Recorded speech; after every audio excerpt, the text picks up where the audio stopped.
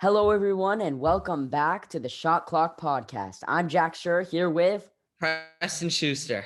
and we are here for our second episode. So I say, without further ado, let's get right into it. Last time we talked about daily games, and maybe this time we just talk about our NBA opinions, sit down and talk about for 15 minutes just about the NBA and see how you guys like this episode. Any suggestions, you can just drop it down in the comments. Make sure to like and subscribe. And Preston, you got anything to say about the NBA? What are your thoughts right now? It's crazy looking at how dominant the Lakers were last year and then seeing them. It looks like they might be in the play-in tournament, and it's possible that they could there could be tough competition and some stiff competition for them to compete with. But I have a question for you. Do you think that if LeBron is healthy and they get the eighth seed going against the one seed Jazz, do you think they will beat the Jazz? And do you think it's going to be considered an upset if they do?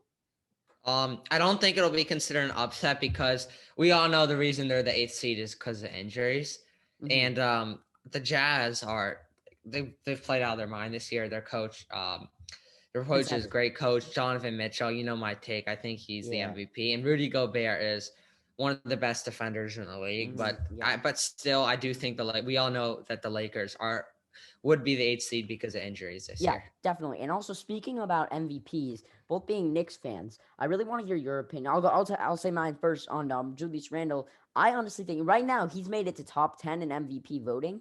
I think that he deserves to be higher because MVP means most valuable player. And if you said that Donovan Mitchell deserves it because of the word most, or because of the two words most valuable, and I think Julius Randle has to be in that conversation for the way he's formed the Knicks and been a leader to such a young team. Oh yeah, definitely he deserves to be in the conversation. The problem is there can only be one MVP, and I just think that also I do think it is Julius Randle definitely needs to be in the conversation more. And in the last few weeks, like last month, he's definitely entered that conversation more seriously. But I do think Tom Thibodeau was also a big part of the Knicks breakthrough this year. So, but I still have Donovan Mitchell over him. Yeah, I couldn't agree with you more about the breakthrough, but about the Donovan Mitchell, I don't know too much about that.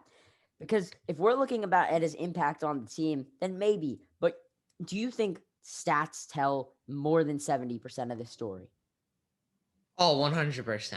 So then But I think, like if we're as you were saying last week, you were saying Steph Curry should be MVP, but I don't think he should because I think MVP is you can't be an MVP when your team is in 10th place. but the thing is, I do believe that the Warriors are going to be able to make a push in the playoffs because this year with the play-in tournament, Oh because yeah, the season's shortened to 72 games, I do think that we're going to be able to do something. I really do. yeah. I think if they play the Lakers in the play-in tournament, that'll be something.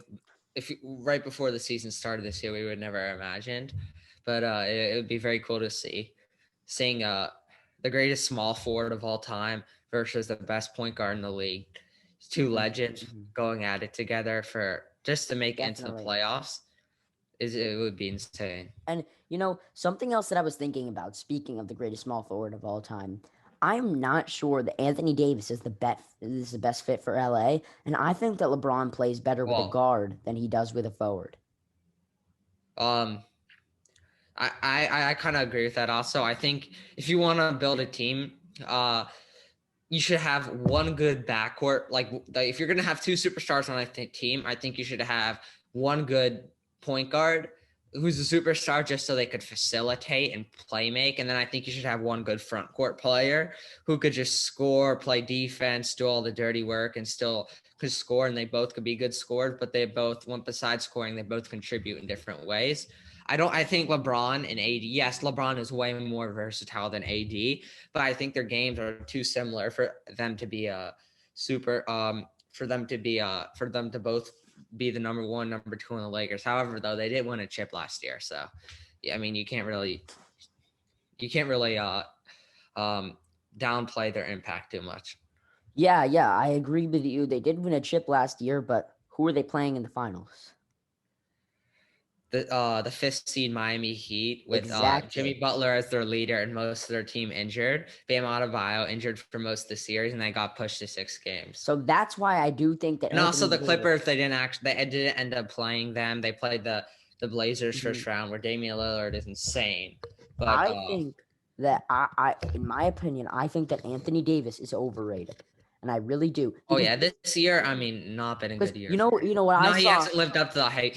Before the season, people were saying that I didn't agree with this take, but people were saying that LeBron was the first best player in the league, which I do think he is, and Anthony Davis is the second best, and it's Yeah, definitely and not looked that good. I was seeing on headlines that people were saying Anthony Davis is in the MVP conversation. How can you put someone in the MVP conversation that's been injured for more than half of a season? Also, who's not even the best player on their team? Exactly. And Anthony Davis, he has talent. That's why I think he needs to move out of LA because he's going to be shadowed by LeBron James his whole career. No matter if LeBron James is 1,000 years old, if you have a name like LeBron James on your team, he's overshadowing you no matter how good of a player you are, unless you're Michael Jordan. yeah, I was Um,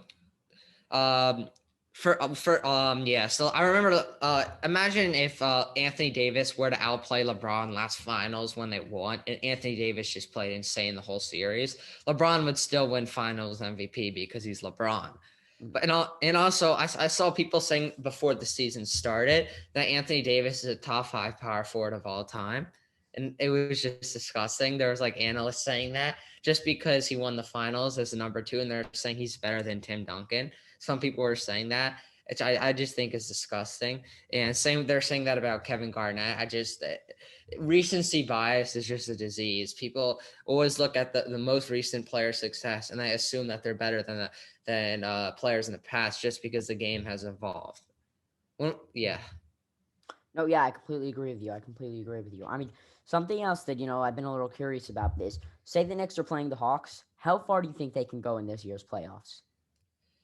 I mean, if they have a healthy Trae Young, that'll be tough. But I do think the Knicks can contribute in ways more versatile than the Hawks because I think, in my opinion, Derrick Rose is sixth man of the year. Really? Yeah, You're putting I him mean, over I'm a little bit biased to be honest because I'm a Knicks over fan. over Jordan Clarkson. You're putting him at sixth man of the year. Because I mean, if you were to have all the candidates, which I would assume that Derrick Rose would be a candidate. Take out the name Derrick Rose. I was like one of the media analysts who could vote. I would definitely, and Derrick Rose was a candidate. I would definitely vote for him because I'm biased a little bit. But I think the Knicks are they could contribute. I mean, losing Mitchell Robinson is a huge blow, but it looks like he might be back for the playoffs. Julius Randle is their number one go to everything. They have Alfred Payton, who's not been too good this year, but he's a decent playmaker. Okay. Reggie Bullock, yeah. I've got a question. Could I read something to you? I'm not Yeah. going to tell you which player is which. I'm going to read you two stat lines and tell me which you think is better. 14 points, 2 rebounds, and 4 assists. Or 17 points, 4 rebounds, and 2 assists. 17 points, 4 rebounds, 2 assists. And you know who that is? Who? Jordan Clarkson. And the first one was Derrick Rose. Yeah. So do you still think that Derrick Rose deserves sixth man of the year? Yeah, but look at who's contributed better. I mean, the Jazz are already. They have. I mean, they have Donovan. I mean, the Knicks just have what. I would say Julius Randle is a little bit better than Rudy Gobert and Donovan Mitchell, but but I would say he's this much better than them. When you have two players who about the same level combined on your team, and then you have a very good coach, a very good depth, and I think Derrick Rose has contributed way more off the bench. If you've watched both Jazz games and Knicks games, I do think that if you were to watch watch film instead of just looking at stats, I definitely think Derrick Rose passes the eye test. Well, honestly, I disagree with that because at the end of a few Knicks games that I've been watching recently, it seems like Derrick Rose just cannot be efficient at the end of close games. He can't close out. And if you are going to be the sixth man of the year, you need to be a closer, not just an opener, but a closer. And Derrick Rose this season, the 2020 to 2021 Derrick Rose is not a closer. Yeah, it's like in baseball. You need to have a good relief pitcher who could close out the games. Exactly. It's like you need a six-man It's you need a 6-man in basketball to do that, and you need to be ready to go whenever Derrick Rose is the backup point guard. Whenever Elfrid Payton is just not getting it done, Derrick Rose needs to be like that. He needs to contribute, and they have no margin for error, and that's why Lou Williams, Manu Ginobili, everyone in that caliber are considered some of the greatest 6 men to ever play the game because they could just they know their role and they're willing to perfect it. And yeah. No, yeah, I agree with you. But now I want to introduce, as the last segment of the day, a special segment, and I'm introducing your top 10. Sometimes we'll be doing weekly top 10s. Sometimes we'll be doing yearly top 10s. Sometimes I'll say, give me your top 10 from 1989. But for our first top 10, we're going to be doing an all-time top 10. So I'm going to go first, then Preston's going to go first, and then in the comments, you're going to tell us whose was more accurate. At number 1, I've got Michael Jeffrey Jordan. Number 2, LeBron James. Number 3, Kareem Abdul-Jabbar. Number 4, Magic Johnson. 5, I've got Larry Bird. 6, Tim Duncan. 7, Kobe Bryant. 8, Shaquille O'Neal. 9, Wilt Chamberlain. 9, and 10, Hakeem Olajuwon. Okay. I agree with most of that list, but there's a few questionable ones, but overall pretty decent list. Yeah. You want me to do mine? Yeah, let's hear it. Okay, so number 1, Michael Jordan. Number 2, LeBron James. Number 3, Kareem Abdul-Jabbar. Number 4, Bill Russell. I know that's a little bit controversial. Number 5, Magic Johnson. Number 6, Larry Bird. Number 7, I'm going to go with Kobe Bryant. Number 8, Shaquille O'Neal. Where's the big fundamental? Timmy D.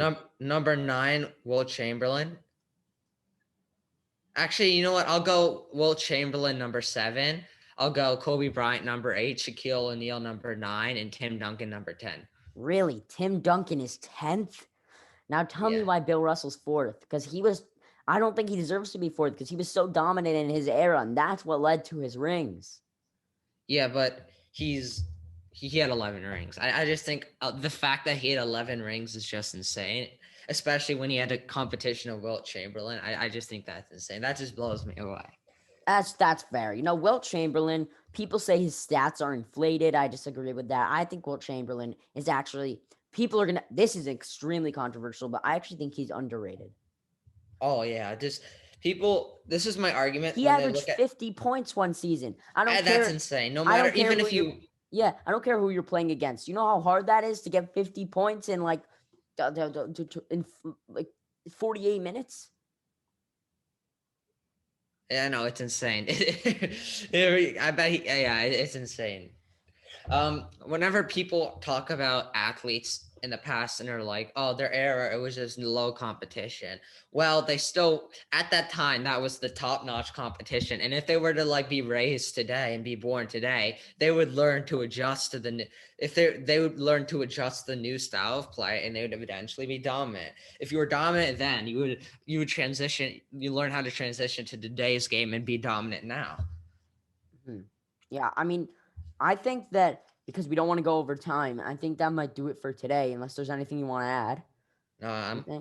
add. So what I really like from you guys is, on the future segments, we're a new podcast.